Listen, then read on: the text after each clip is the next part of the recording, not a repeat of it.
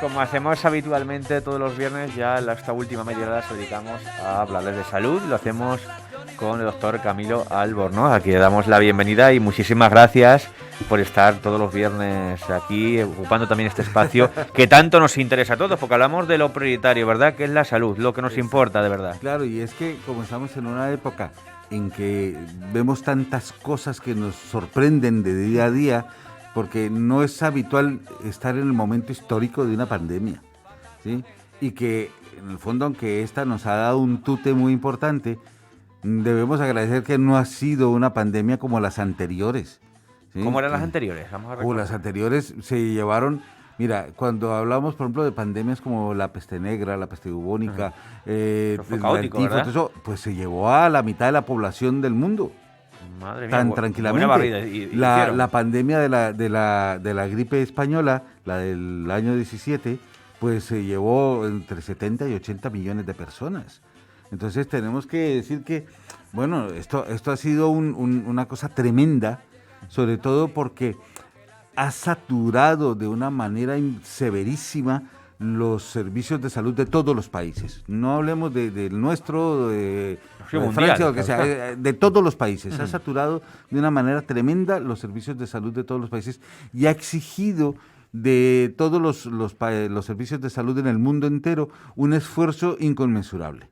En algunos más, en otros menos, porque también depende de las políticas internas. Ya sabemos lo que Trump pensaba o lo que Bolsonaro piensa, pero eso no significa que no lleguen enfermos a raudales a los servicios de urgencias de un hospital, por más de que su presidente decida que aquí no está pasando nada, ¿sí? La gente seguirá llegando. Y entonces fácilmente se superan las capacidades de todos estos hospitales o de todos los servicios de salud para poder atender a toda esta gente. Y entonces es cuando el tema que habíamos propuesto la semana pasada, el triaje, ¿sí? Entra, esta semana. Claro, demuestra que es una herramienta importantísima, no siempre del agrado de todo el mundo, ¿sí? Pero No doctor, antes de hablar del triaje que vamos a hablar en unos momentitos, me gustaría saber, porque hemos conocido los datos, las cifras de, en este caso, los positivos, los contagiados que hay aquí en la comarca, y la verdad que a simple vista los datos son muy favorables y son alentadores, ¿no? Porque estamos viendo cómo han disminuido los contagios. Y bueno, sin ir más lejos, por ejemplo, en Puerto Llano, hemos dicho que Puerto Llano de 38 han bajado a 24, en Almodóvar de 3 casos tan solo, ahora tenemos 1, o en Argamasilla de 7 a 4, por lo tanto, la verdad claro, que son... si tú lo ves a nivel general, la tendencia es la baja. Es una tendencia a la baja, la ola por fin está remitiendo y el nivel o el índice de casos acumulados por 100.000 habitantes también va bajando. Ha disminuido, eso ¿sí? Aún así todavía estamos en una zona muy alta, porque estamos por encima de los 250 todavía, ¿sí? Y para que lleguemos a una zona... tú sabes que esto es un general, porque hay zonas donde está mejor y donde está peor, ¿sí? Pero para que lleguemos a un nivel bajo, controlable, que es el de 50, todavía nos falta. Y no debemos confiarnos simplemente porque vamos en descenso. Que era lo que te comentaba al iniciar, que ayer me pasaron una noticia que es muy interesante, y es que la OMS ha constatado de que hay un descenso mundial en el número de contagios. No hay una explicación cierta y no se le puede atribuir a la vacuna, evidentemente, claro, porque la vacuna, si tú lo vemos, se la están poniendo a 4 gatos en el mundo, ¿sí? Y el resto, que se aguante, claro, cuando ya les llegará su turno, ¿sí? Entonces, eso es otra cosa. La OMS cree que esta razón de descenso mundial de contagios es porque las medidas sanitarias están funcionando. Y las medidas sanitarias, tú ya las sabes cuáles son. Y que están cumpliendo. El aislamiento, el distanciamiento, la higiene, ¿sí? Las medidas de mascarillas, todo ese tipo de cosas que para disgusto de muchos, pues los gobiernos han impuesto en sus coterráneos para que intentar doblegar la situación mientras la vacuna lo hace. Pero eso no significa, que eso lo hablamos también en la semana pasada, que los modelos matemáticos y los niveles de conducta nos van a indicar de que habrá una cuarta ola. Eso te voy a decir, ¿la cuarta ola cuándo podría ser? Yo pienso, pero no tengo esa certeza, que seguramente va a ser después de Semana Santa. Claro, porque en Semana Santa nos van a dar, yo creo, vía libre a todos. Claro, porque vemos que la cosa va genial, Eso que es. vamos Y nos muy confiamos, bien. como pasó, por ejemplo, este verano, que iba la cosa muy bien, y luego ya en octubre Y como volvió la pasó cosa. pues, con el Salvemos la Navidad, que mira la Eso que es. tenemos por salvar la Navidad, ¿no? Entonces, muy probablemente, porque para ese momento en que llegue la Semana Santa, que eso ya es dentro de 40 días, que estamos a portas, ¿sí? Pues no va a haber suficiente gente vacunada. Claro. ¿Sí? Entonces, la gente que se va a exponer, que son gente menores de 50 años, gente joven, el adulto joven, los adolescentes, todos ellos van a ser el caldo de cultivo de la siguiente ola, muy probablemente. ¿Ves? No es segura, lógicamente, pero todo hace indicar que después de Semana Santa pues tengamos ya la cuarta. Yo no sé, ya estamos hartos de tantas olas, ¿verdad? Pero Ya nos vamos a marear con tantas pero olas. es que el problema es que si no hacemos las cosas como sí la han hecho en otras partes, en Taiwán, en Nueva Zelanda, en la misma China, en Japón, pero y eso mira que Japón han tenido también un rebrote importante con lo de la variante japonesa, pues ellos sí han controlado de verdad, ellos sí han controlado de verdad. Y la gente ha entendido de que si les han dicho hay que guardarse en su casa todo el mundo 15 días, Ahí todo el mundo todo el mundo rajatabla. se guardó 15 días y nadie protestó. Y han hecho esas medidas tan severas, incluso, por ejemplo, en Nueva Zelanda, en la capital, con un caso, cerraron 15 días toda la ciudad. Con un caso.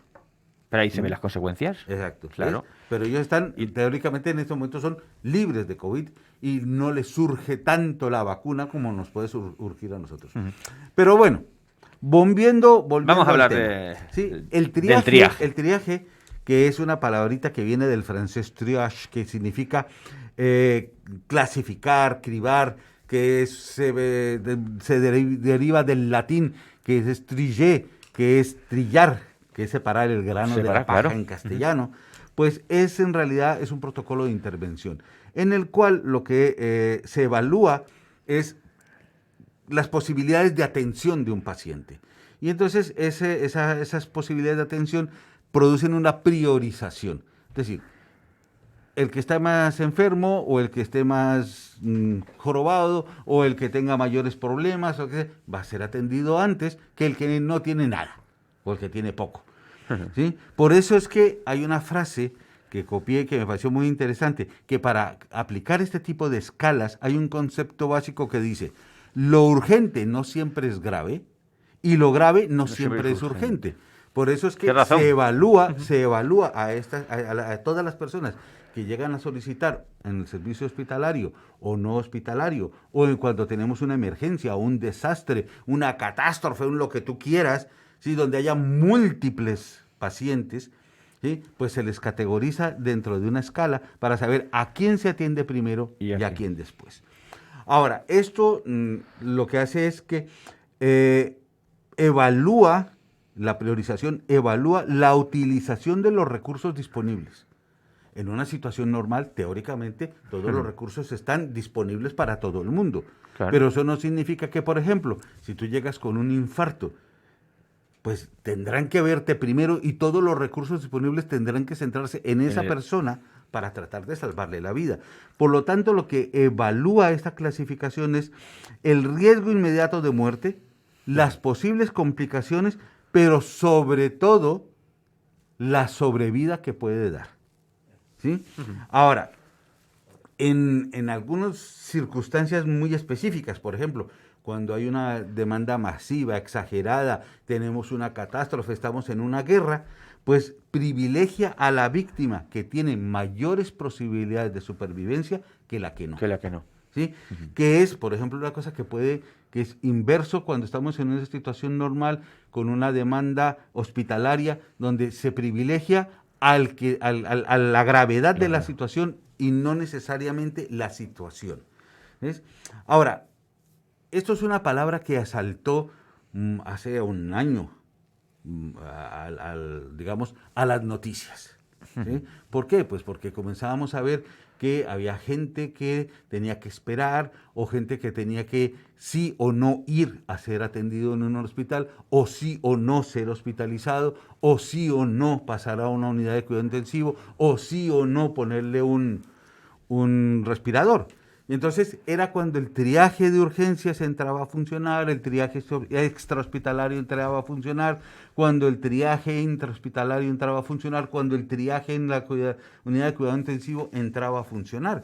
Y entonces ahí es donde mucha gente no entendía y se creó ese mito de que las personas que entraban o no a la cuidado intensivo se les ponía o no el respirador, era una cuestión de edad, cuando eso nunca, eso es mentira incierto. Y eso nunca pasó. Sin embargo, el triaje, como nos parece ahora una cosa tan de hoy en día, en realidad es una historia muy vieja, ¿sí? Y empezó por allá en el siglo XVIII o XVII, ¿sí? Pero lo que tiene que pensar uno es que en aquel entonces ya existía el triaje. Aunque en ese momento se comenzó a hablar del tema. Sí, pero que ya anteriormente también se aplicaba. La única razón que tenían para atenderte rápidamente, sacarte rápidamente de donde estuvieras, sobre todo si estabas en una guerra, era que o tuvieras una posición social elevada o tuvieras mucha pasta. A todos los demás les podían dar por culo si les parece bien. Pero, en un segundo plano. Pero, exactamente, es decir, la soldadesca, el labrador, esos no tenían importancia ninguna, solo tenía importancia que si tenías una posición social o tenías dinero. Y nos hemos cambiado ahora. Hemos cambiado mucho, ¿sí?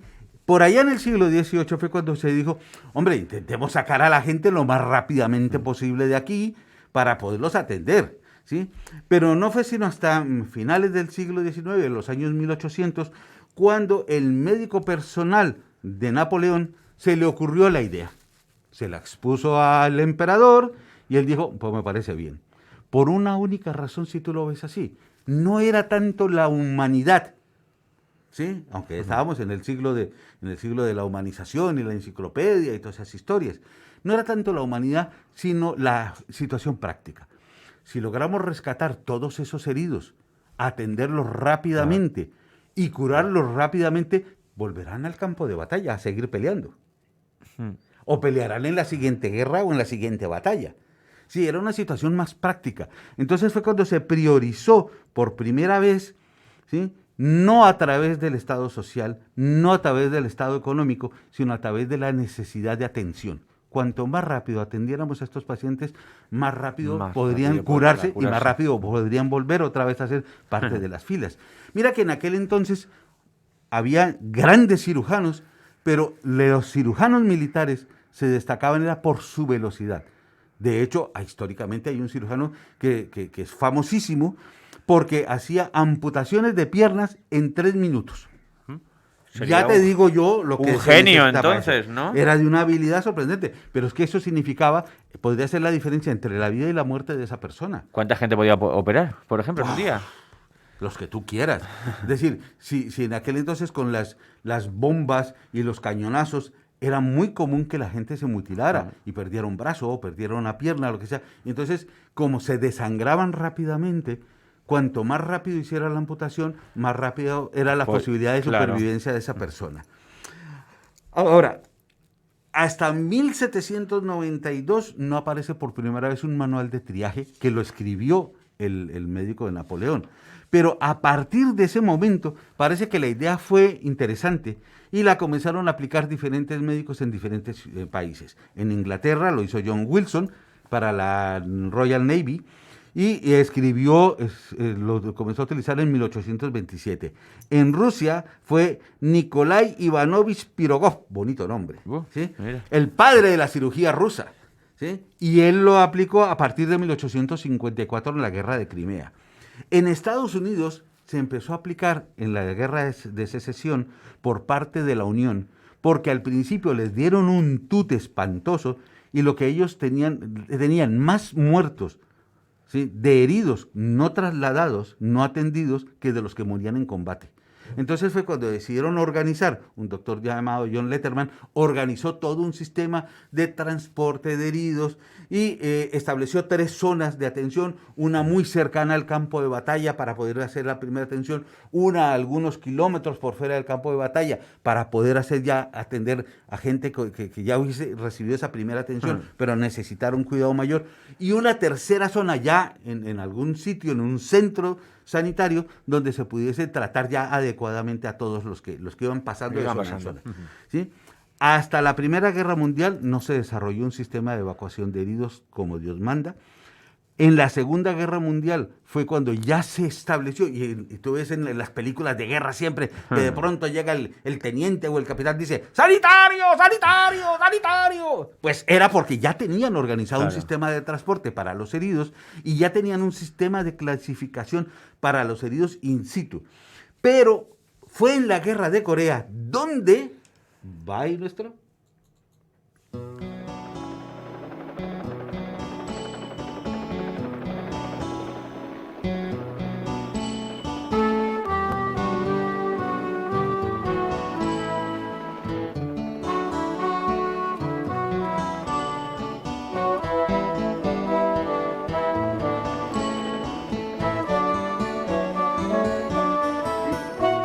¿Recuerdas, o la viste en algún momento, recuerdas que un personaje de la serie que se llamaba Radar decía, ¡el helicóptero! ¡Vienen los helicópteros! Sí, sí, sí. Porque eso significó una diferencia radical en poder atender rápidamente a los pacientes heridos. El transporte aéreo que se empezó en Corea con los famosos helicópteros sanitarios de la serie de televisión fue lo que hizo la diferencia. En lugar de tener que esperar 24, 48 o 72 horas para ser atendidos. Eran cruciales esas horas, claro. Claro, se redujo a menos de 12 horas. Y eso ya después, en la guerra de Vietnam, fue donde la cosa no solamente mejoró, sino que se redujo el tiempo de espera de 1 a 2 horas. Entonces, ese era cuando el triaje... Ahora, todo esto es el origen de muchas otras cosas, de muchos de estos adelantos médicos, seamos sinceros, por desgracia son de origen militar. Pero después esto se transformó en un triaje civil, ¿sí? Y fueron los estadounidenses quienes empezaron a utilizar el triaje civil a través de unos protocolos que hizo el doctor Richard Weimar, ¿no? Donde él dijo, hombre, si hacemos lo mismo en la guerra, cuando hay un accidente de tren, o cuando estalla una bomba, o cuando hay un terremoto, o cualquier otro tipo de desastre, pues entonces la idea funcionó tan bien que después muchos países desarrollaron sus propios protocolos. Canadá, Australia, Inglaterra, etcétera, etcétera, etcétera. Pero el que más se difundió de todos es el que llamado sistema de Manchester. España utiliza el nieto del sistema de Manchester. El nieto. Sí, porque los andorranos hicieron un sistema de triaje muy bueno que se llama el sistema de triaje de Andorra, que lo cogió España y con eso transformó lo que se llama el SET, Sistema Español de Triaje. ¿Sí? Por lo tanto, es el nieto del sistema de Manchester. ¿Sí? Porque los andorranos cogieron el sistema de Manchester, que por su versatilidad y su fiabilidad, ¿sí? Se impuso a los otros sistemas, y los españoles modificaron el sistema andorrano para hacerlo. Y se supone a que es uno de los mejores del mundo. ¿Sí? Se supone que es uno de los mejores del mundo. Ahora, el triaje, cuando estamos en una situación y hay que hacer, ¿qué es una catástrofe y qué es un desastre? Muchos dicen que son sinónimos, pero una catástrofe es el hecho, lo que ocurre, por ejemplo, un terremoto, y el desastre es las consecuencias. Las consecuencias. Entonces se dice que no entras en desastre hasta que la catástrofe no implica que haya un consumo excesivo de los elementos, ¿sí?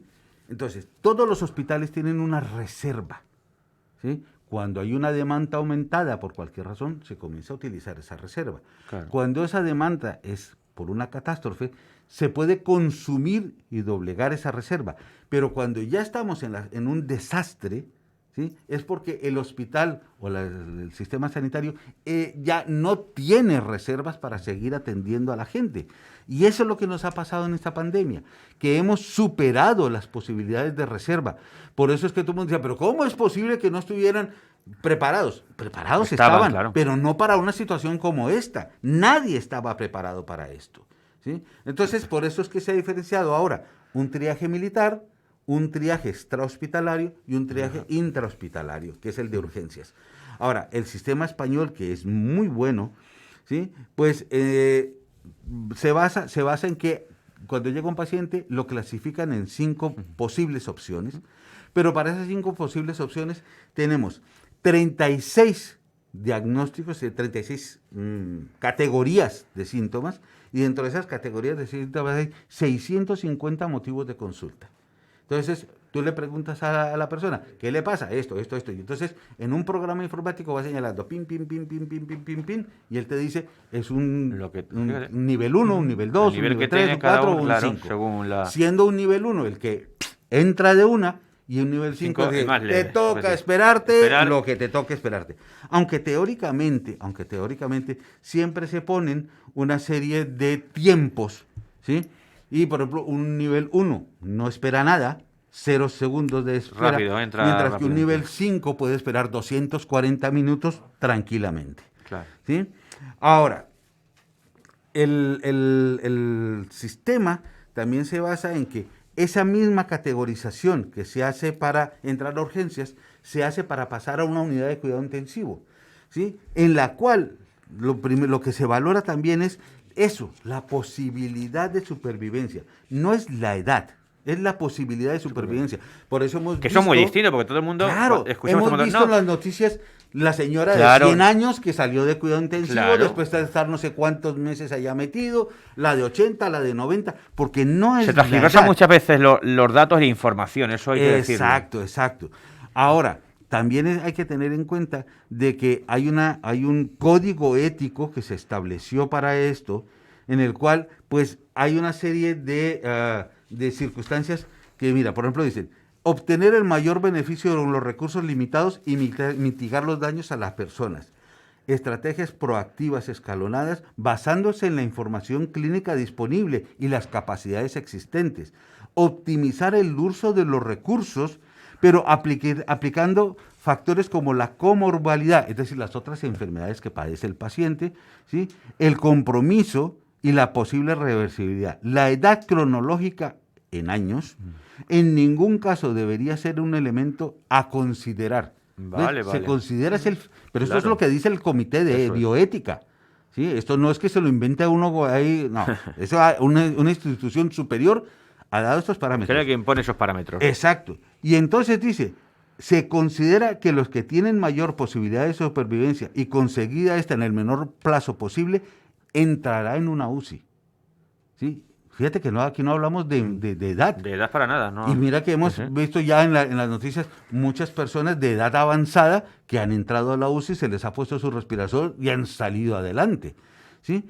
Ahora, para entrar a la UCI han determinado los comités de bioética 4 criterios de priorización, en los cuales el criterio 3 y el criterio 4 indican no ingreso a la UCI de ser posible. Es decir, si no hay otra alternativa y hay camas disponibles y todo ese tipo de cosas, pues bueno, lo metemos a la UCI por si tenemos suerte. ¿Sí? Porque siempre aparecerá el que dicen, mira, que este sí lo metieron y decían que no. Pero los de prioridad 3 son pacientes inestables, críticos, con muy pocas posibilidades de recuperarse a causa de su enfermedad base o aguda.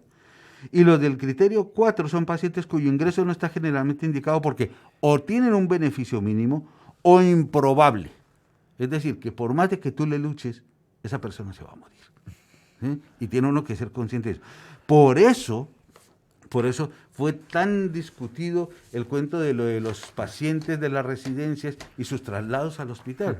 Porque tú te das cuenta, tú llegas y cogías un paciente de 80 años, que lo que tenía era un deterioro por la edad, y se pillaba el COVID y hacía la neumonía por COVID, pues para el hospital. Claro. Pero tú tenías un paciente que además de eso tenía un deterioro cognitivo severo, tenía múltiples infecciones respiratorias, tenía un trastorno cardiovascular importante, con una insuficiencia cardíaca severísima. Las posibilidades de que la UCI le dieran un beneficio y se recuperara y se salvara eran nulas. Claro. Entonces, ¿por qué mandar un paciente para eso si estaba dentro del grupo 3 o el grupo 4 de priorización que da el Comité de Ética? Era más factible, puestos a comparar edades, que el primero se fuese para la UCI y el otro no. Le dieran un soporte, le dieran cuidados, lo llevaran lo mejor posible y en un caso dado, ¿sí?, que se diese, pues tener una muerte digna. ¿Sí? Pero eso fue una cosa que normalmente no se entendió, se difundió muy mal, pero que sepamos que el triaje existe a todos los niveles. Ha existido y seguirá existiendo. Y seguirá existiendo porque tenemos que saber que los recursos sanitarios no son ilimitados. son muy limitados en la mayoría de las partes y esta pandemia nos lo ha demostrado. Doctor Camilo, nos quedan 2 minutos y aprovechamos para preguntarte cómo se encuentran en estos momentos los hospitales. ¿Cómo está la situación a día de hoy? Siguen estando bastante llenos,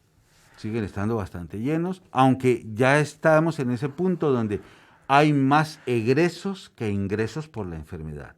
Sin embargo, las UCIs siguen estando al 60% en términos generales. Una ocupación muy alta. Una ocupación muy alta, porque acuérdate que hay que reservar camas para pacientes que tienen otras enfermedades que no sea COVID. ¿No? Entonces, que en la ola anterior, eso, prácticamente el 90% de los pacientes en las UCIs eran de COVID, no eran de otra cosa. Pero bueno, por lo menos ya se ve con esta ola una luz al final del túnel. Esperemos que siga así. Nosotros hemos pasado el COVID, por suerte hemos salido esto, lo estamos contando. Esto también quiero mandar aquí un mensaje y decirle a la gente que lo haya pasado que no se confíen, que tenemos que aplicar todas las normas de higiene porque podemos volver a caer. El gran drama que tenemos Nos queda ahora, apenas un minuto. Doctor, la reinfección. Ojo.